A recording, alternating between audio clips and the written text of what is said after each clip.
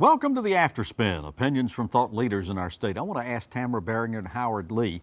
For the first time since 1988, the number of high school students participating in athletics has declined.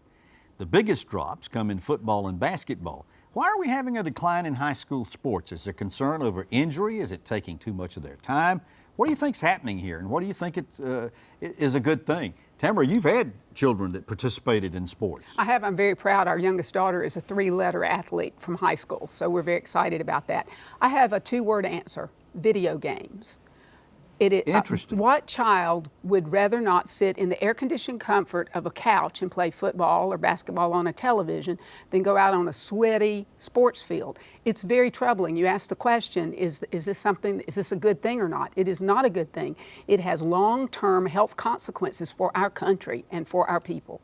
Interesting. Howard, your take on this. You've had some stances on athletics before. Yeah, I'm not a great athletic fan, but I do consider athletic experiences very important to the development of young people. I think there are a couple of factors feeding into this decision. The first is the academic pressure is just beyond toleration of certain kids to be able to both balance the academic responsibilities along with their athletic activities. And you're not going to be judged for graduation based on how well you carried the football or shot the basketball. Unless you are a college recruit. Something like that. Yeah. And I think most kids have figured out that's like playing in the lottery. Yeah. You have no way of controlling that. The other is the injury question, especially football, because we're hearing more and more about concussions and having long-term effects on the development of young people, and even the number of people this year who have already died on the football field has to be concerning. Basketball, I think, is a little different in that while there are injuries and the chances of being successful, especially going to college, is still very high, I don't think that's going to have the same impact as football. And then third, is that there are too many other options now. There's soccer, there's tennis, there's golf, and so young people are trying to make this. Lacrosse is a big one. Yeah. They're having to make a decision on where do I really want to spend my time.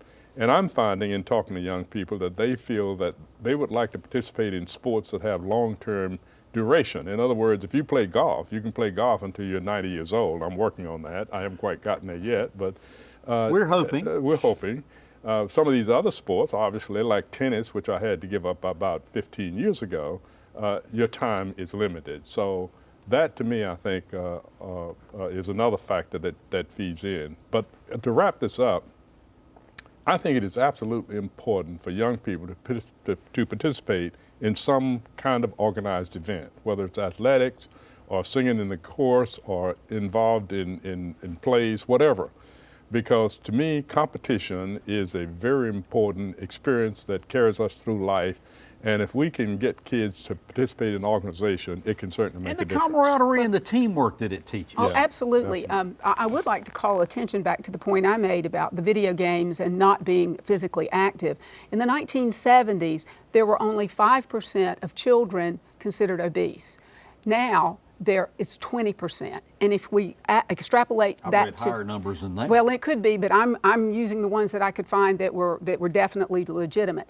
Also, if you extrapolate that to adults, two out of every 3 adults, 2/3 of our adult population, is now either overweight or obese. That is a long-term health problem, not only for just the personal health, but it's an expense problem too. Insurance rates, Medicaid, all of those things. Healthcare costs. But then to Senator Lee's point about having something else other than academics to motivate you or to measure yourself by, I'm a firm believer that a child and any human being needs to have some kind of passion, whether that's in sports or Girl Scouts or the arts or whatever, because when it comes right down to it, you don't want to measure yourself by just one activity or event. And it will have long-term effects too, as far as the ethics of a person, not just the health. But if all you do is measure yourself by the work you do, then if that work doesn't go well, you're going to be inclined to make choices that are not healthy and not good for you. So you're saying my self-image as a clarinet player in the band